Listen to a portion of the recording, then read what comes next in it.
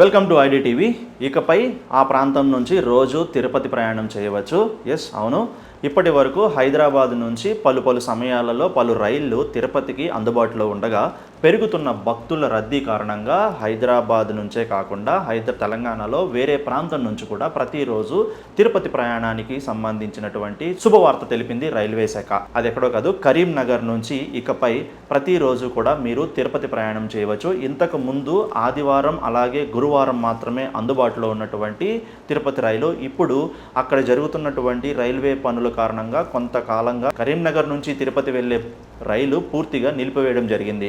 Railway station పునఃప్రారంభాన్ని దృష్టిలో ఉంచుకొని అలాగే పెరుగుతున్న భక్తుల రద్దీని దృష్టిలో ఉంచుకొని ఒక్క హైదరాబాద్ నుంచే కాకుండా వేరే ప్రాంతం నుంచి కూడా రైలు సౌకర్యం కల్పించింది.